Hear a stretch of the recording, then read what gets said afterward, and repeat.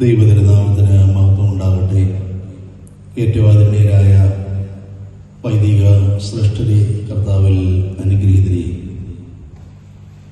ബത്തേരി മേഖലാ കൺവെൻഷന്റെ സമാപന ദിനമായ ഈ സായം സന്ധ്യയിലേക്ക് നാം വന്നിരിക്കുന്നുവല്ലോ.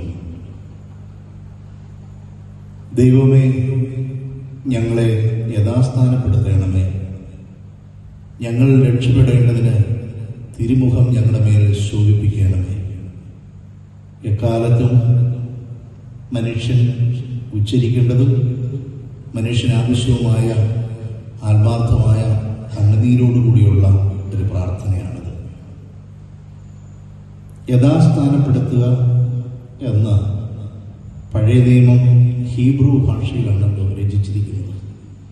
അതിലുപയോഗിച്ചിരിക്കുന്ന ഒരു പദം,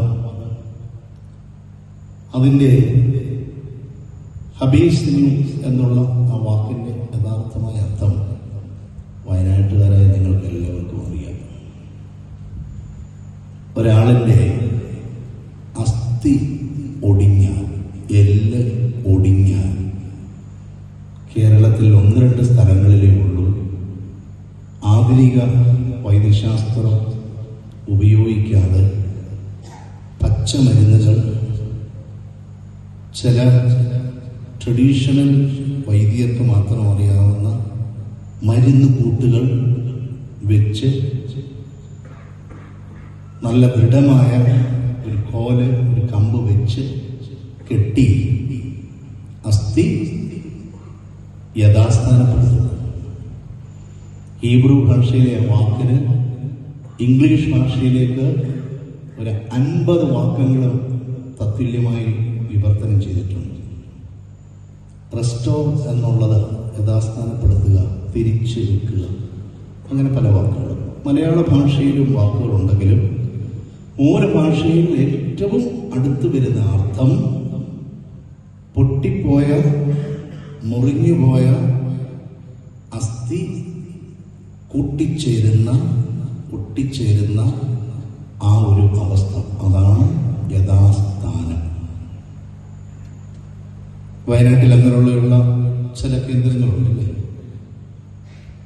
കേരളത്തിൽ തന്നെ പല ഭാഗത്തു നിന്ന് ആളുകൾ അതിനുവേണ്ടി ഇവിടെ വന്ന് അത് പ്രയോജനപ്പെടുത്താറുണ്ട്.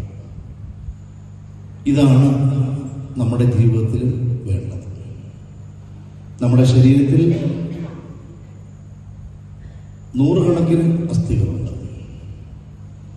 ഏത് അസ്ഥി പൊട്ടിയാലും, അതൊന്ന് ചതഞ്ഞാലും അത് യഥാസ്ഥാനപ്പെടണം. നമ്മളൊരു മെഡിക്കൽ ടെസ്റ്റ് നടത്തുക എന്ന് വിചാരിക്കുക.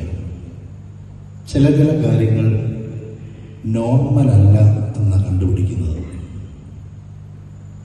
പിന്നെ ഭക്ഷണം ചിലപ്പോൾ ഉപേക്ഷിക്കുന്നത്, വെളുപ്പിനെ എഴുന്നേറ്റ് നടക്കുന്നത്, പിന്നീട് മറ്റു പല കാര്യങ്ങൾ ചെയ്യുന്നത് ഈ നോർമൽ അല്ലാത്തത് ഒന്ന് നോർമലാക്കി കിട്ടാനാണ്. ഇപ്പം നോർമലായിട്ട് ടീച്ചർ ഇരിക്കുന്നതുകൊണ്ടാണ് നോർമൽ എന്ന് പറയുന്നതിൻ്റെ പ്രാധാന്യം നമ്മൾ അറിയുന്നില്ല.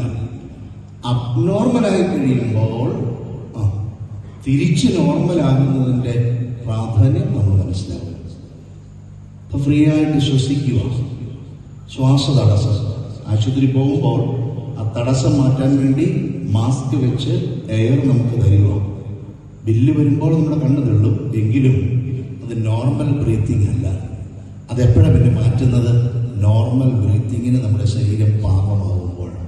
അപ്പം നമ്മുടെ ജീവിതത്തിൽ ഈ നോമ്പ് കാലത്ത് മാത്രമല്ല, ജീവിതത്തിൽ ഉടനീളം ഈ അച്ഛൻ വന്ന് ഇവിടെ നമ്മുടെ മുമ്പാകെ വിളമ്പി തന്ന ഈ ഏറ്റവും സാദുഷ്ടമായ വിഭവസമൃദ്ധമായ ഈ സദ്യ, അത് നമ്മുടെ അതരപൂരണത്തിന് മാത്രമല്ല, നമുക്ക് തുറന്നുള്ള ദിവസങ്ങളിൽ മധുരസ്മരണയിലായി പങ്കിടയാകട്ടെ.